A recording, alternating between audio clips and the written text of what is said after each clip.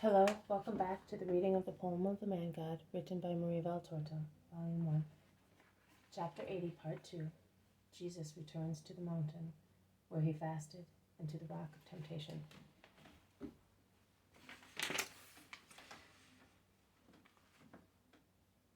The same spot on the mountain. But it is night now, a starry night. I think that the beauty of such a nocturnal sky can be enjoyed only in such almost tropical countries. The stars are wonderfully large and bright. The bigger constellations seem clusters of diamond chips, of clear topazes, of pale sapphires, of mild opals and soft rubies. They tremble, they light up, they go out like glances hidden for an instant by eyelashes, and light up again more beautiful than before. Now and again a star swoops across the sky, and I wonder to where it disappears. A streak of light that seems a jubilant cry of a star capable of flying over wide landscapes. Jesus is sitting at the entrance of the cave and is speaking to the 3 disciples who are sat in a circle round him. They must have lit a fire, because in the middle of them some brands are still as bright as embers, and they cast their ruddy glow on the 4 faces. Yes, our stay is over. The last time it lasted 40 days, and I would repeat that it was still winter up here, and I had no food. A little more difficult than this time, was it not? I know that you have suffered even now. The little food we had and I gave you was nothing, particularly for hungry young people. It was barely sufficient to prevent you from collapsing, and the water even less so. The heat is intense during the day, and you will say that it was not so in winter. But then there was a dry wind blowing from that mountain top, and it parched my lungs, and it rose from the plain loaded with desert dust, and it dried more than the summer heat, which can be assuaged by sucking the juice of those acidulous fruits that are almost ripe. The mountain in winter gave only wind and frostbitten herbs near bare acacias. I did not give you everything, because I kept the last bread and cheese and the last flask of water for our way back. I know what my return journey was like, exhausted as I was in the desert solitude. Let us pick up our things and go. Tonight is even clearer than the night we came here. There is no moon, but light is pouring from the sky. Let us go. Remember this place. Remember how Christ prepared and how the apostles prepare. Let the apostles prepare as I teach them. They get up. Simon stirs the embers with a stick, and before scattering them with his foot, he rekindles the fire, throwing some dry herbs on it. And from the flame he lights a branch of acacia and holds it up at the entrance of the cave, while Judas and John pick up mantles, bags, and small leather flasks, of which only one is still full. He then puts the branch out, rubbing it against the rock. He takes his satchel, puts on his mantle like all the rest, and ties it at his waist, so that it may not hinder him in walking.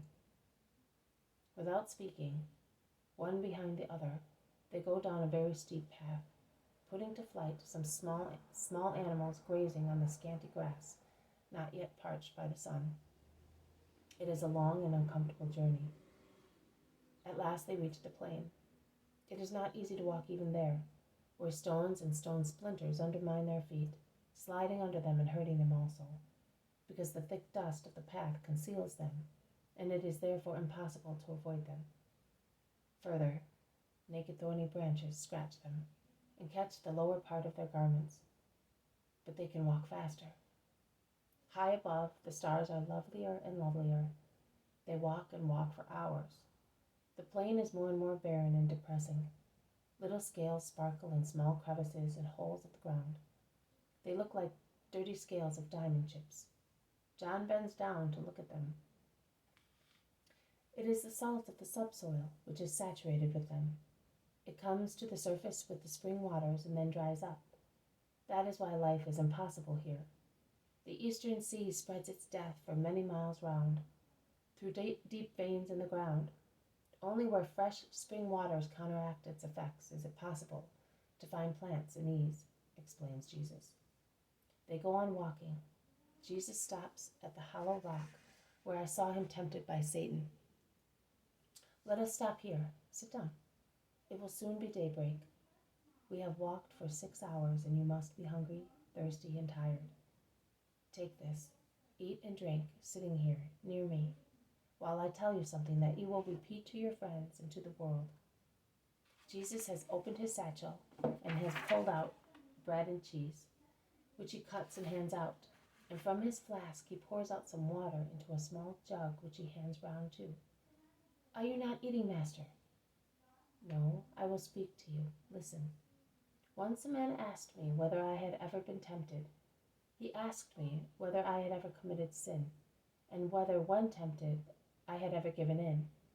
And he was surprised because, in order to resist temptation, I, the Messiah, had asked the Father for help, saying, Father, lead me not into temptation. Jesus speaks slowly, calmly, as if he were relating an event with which none of them was acquainted. Judas lowers his head as if he were embarrassed, but the others are so intent on looking at Jesus that they do not notice him. Jesus goes on, Now, my friends, you will learn something of which that man had only a faint idea. After my baptism, I came here. I was clean, but one is never clean enough with regard to God. And the humility in saying, I am a man and a sinner, is already a baptism which makes the heart clean. I had been called the Lamb of God by the holy prophet who saw the truth and saw the Spirit descend upon the world and anoint him with its charism of love, while the voice of the Father filled the heavens, saying, This is my beloved Son, in whom I am well pleased. You, John, were present when the Baptist repeated those words. After being baptized, although I was clean both by my nature and by appearance, I wanted to prepare. Yes, Judas, look at me. May my eyes tell you what my mouth does not yet speak. Look at me, Judas. Look at your master, who, although was the Messiah, did not consider himself superior to man. On the contrary, knowing he was the man, he wanted to be so in everything, except in yielding to evil. Exactly so. Judas has now raised his head and looks at Jesus in front of him. The light of the stars causes Jesus' eyes to sparkle as if they were two stars fixed in a pale face. If one wants to prepare to be a teacher, one must have been a pupil. I, as God, knew everything. My intelligence enabled me to understand also the struggles of man, both by intellectual power and in an intellectual way. That is, without any practical experience. But then some poor friend of mine, some poor son of mine could have said to me, You do not know what it is like to be a man, and have senses and passions. And it would have been a fair reproach. I came here, or rather on that mountain, to prepare, not only for my mission, but also for temptation. See, I was tempted where you are now sitting. By whom? By a mortal being? No, his power would have been too limited. I was tempted by Satan himself. I was exhausted. I had not eaten for 40 days. But while I was engrossed in prayer, everything had been forgotten in the joy of speaking to God. Rather than forgotten, it had been made endurable. I felt it as a discomfort of a material nature, confined to matter only. I then came back to the world. I was back in the ways of the world, and I felt the needs of those who are in the world. I was hungry. I was thirsty. I felt the biting cold of the desert night. My body was worn out with lack of rest, of a bed, and with a long journey made in such a state of weariness that I could not go no further. Because I am made of flesh too, my dear friends, real flesh, and my flesh is subject to the weakness common to all the flesh. And with my flesh I have a heart. Yes, I took the first and second of the 3 parts that form man.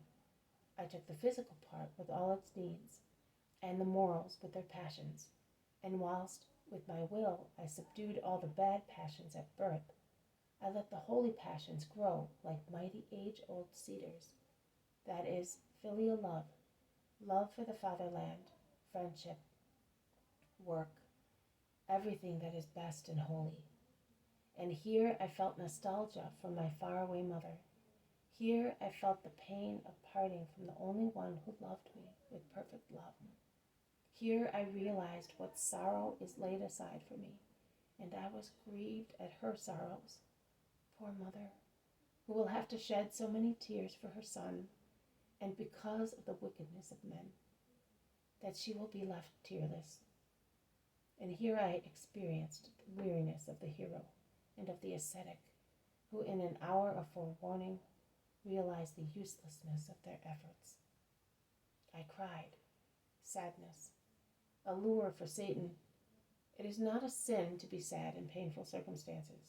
It is a sin to go beyond sadness and fall into inertness and despair. But Satan comes at once when he sees anyone in spiritual languor. He came, dressed as a kind traveler. He always takes a kind appearance.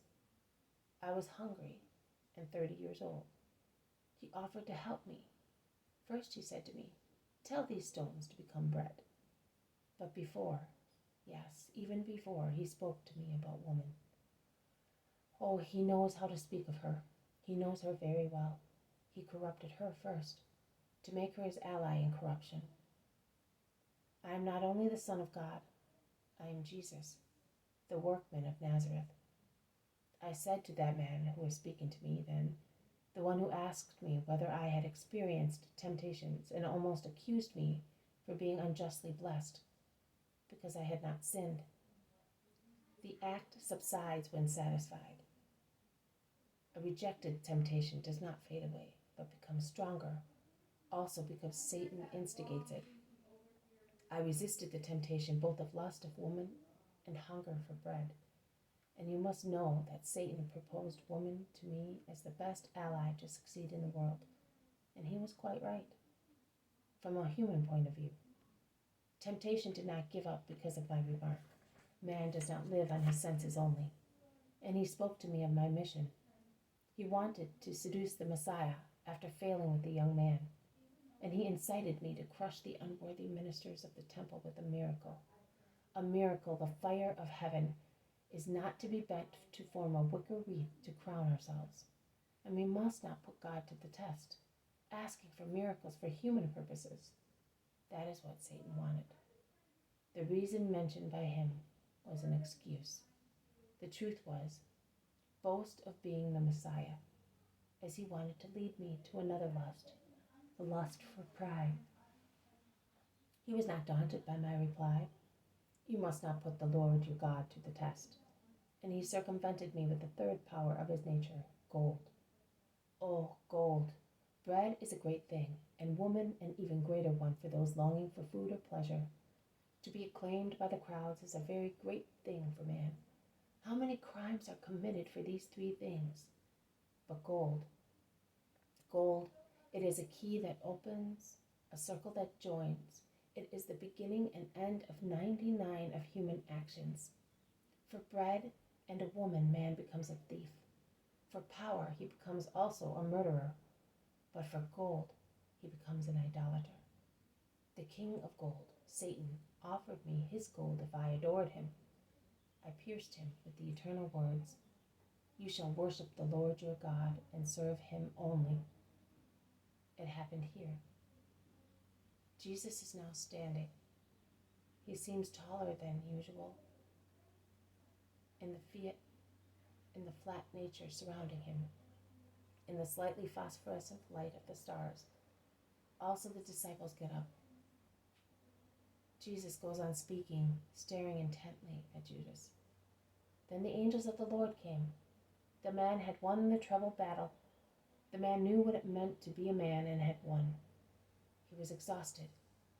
The struggle had been more exhausting than the long fast. But the spirit was triumphant.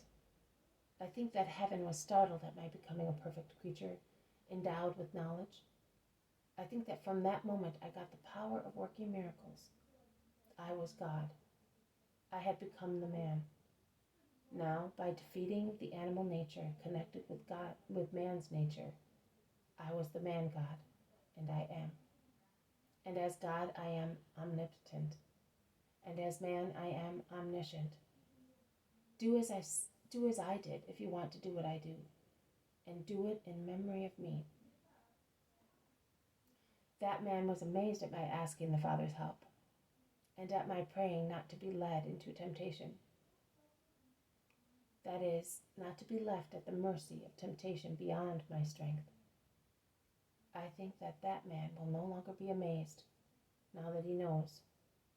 I ask you to do the same in my memory, and to win as I did, and never doubt my nature of true man and true God, seeing how strong I was in all the temptations of life, and how I won the battles of the five senses, of sensuality and of sentiments.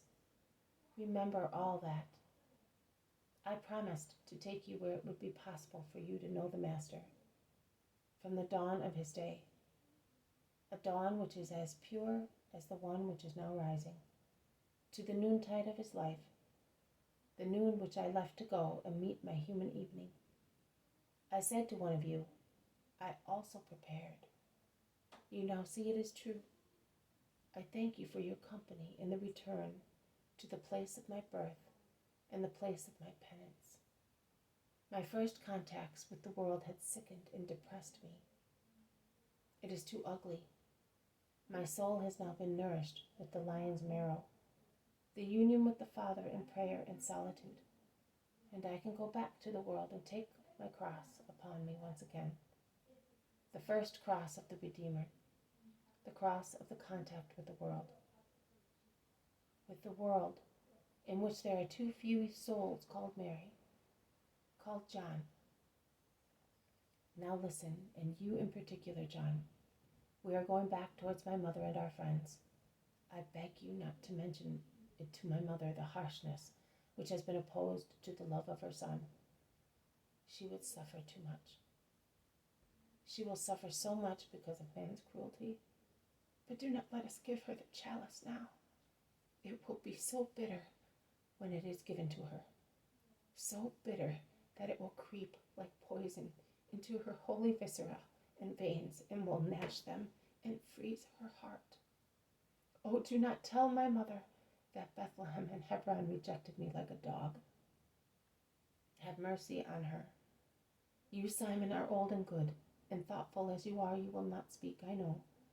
You, Judas, are a Judean and will not speak out of a patriotic pride.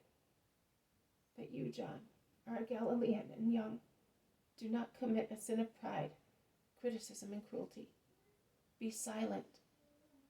Later you will tell the rest what I now ask you to be silent about. There is already so much to be said about Christ. Why add to it what is Satan's work against Christ? My dear friends, do you promise me that? Oh, Master, we do promise. Be certain of it. Thank you. Let us go to that small oasis. There is a spring, a well full of cold water, and there is shade and greenery. The road towards the river passes near it. We will find food and refreshment till evening. By starlight we will reach the river, the ford, and we will wait for Joseph, or join him if he is already back. Let us go. And they set out while the first pinkish hue in the sky in the east announces the rising of a new day. This has been a reading from the poem of the Man-God, written by Maria Valtorta, Volume 1, Chapter 80, Part 2. Jesus returns to the mountain where he fasted and to the rock of temptation. Thank you for listening. I will see you tomorrow. May God bless you, and may peace be with you.